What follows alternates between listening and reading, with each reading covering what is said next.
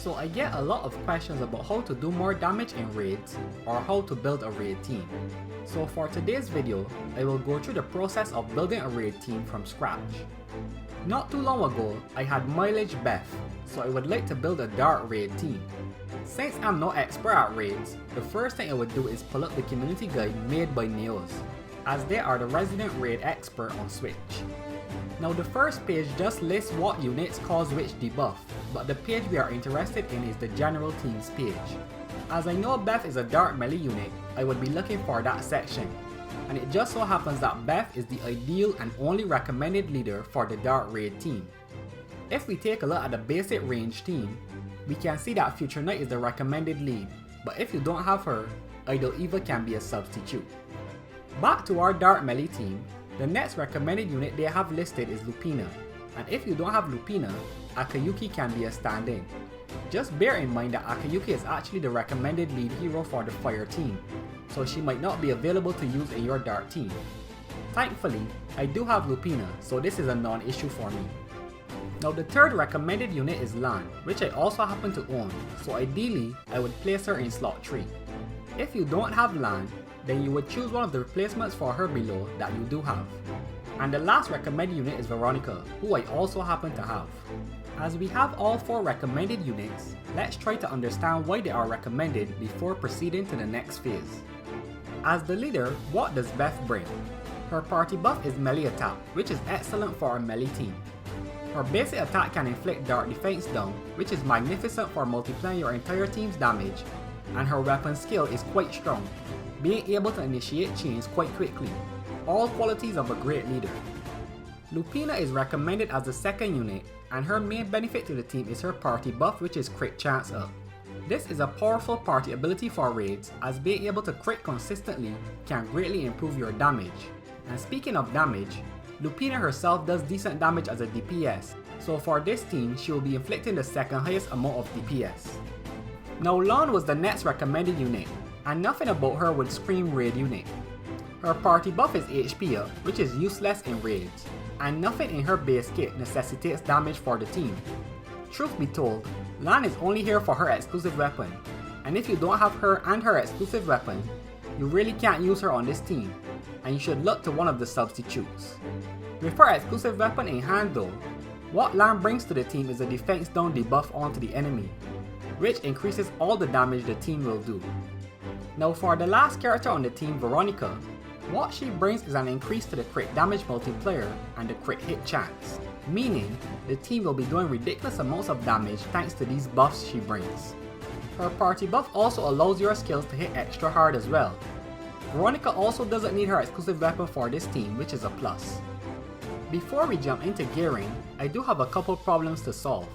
The first one is neither my Lan or Veronica is built up, and I'm too poor to invest into building them. And even if my Veronica was well built, she is still a highly contested unit for almost any raid team, so chances are I may want to use her on my second or third raid team. So the substitutes for Lan are Lin, who I do have built but is much stronger for my fire raid team, Amy, who I don't have built, and Green Marie, who thankfully I do have built. With our Lan replacement set, let's see who can be put into Veronica's place.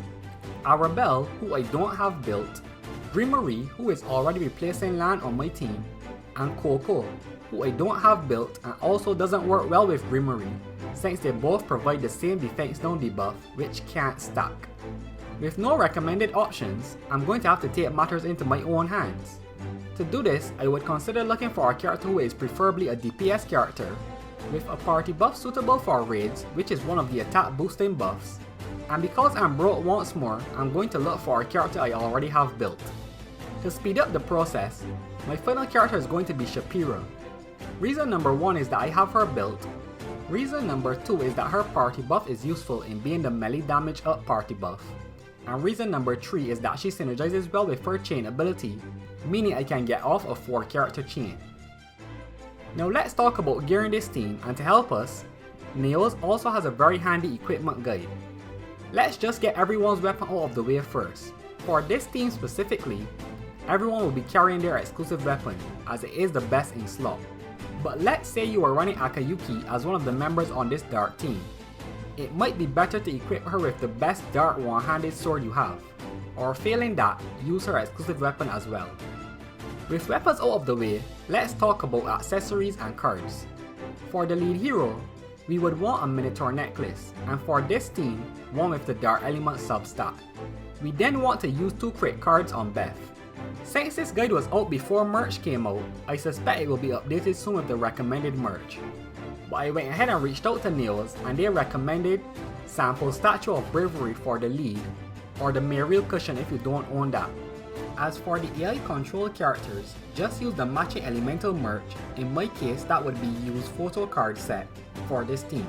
Since Idiot Me doesn't have 3 copies though, I'll use 1 pipe baked in hell on one character and one of these mustache things on the final one. For the end game, all 4 characters will be equipped with the sample Statue of Bravery. Accessories for the AI are all going to be sharpshooters. The reason sharpshooter is recommended is because not only are they easy to obtain and max limit break, but they carry attack, crit chance and skill damage, which are the only important stats for your AI controlled characters. As for cards, you equip whatever leftover crit cards you have on your next highest DPS character. In my case that is Lupina, and everyone else gets attack cards since we don't have that many crit cards in the game. And with this in place, let me show you the difference between a team built for raids and a team built mostly to conquer story. Keep in mind that my fire team has the elemental advantage in this raid, while my dark team is neutral damage. And that's it for this video. I hope you now have a better understanding of constructing a raid team. A link to the spreadsheet will be in the description and or the pinned comment. So until next time, my name is Kojets and you can expect more Guardian Tales videos in the future.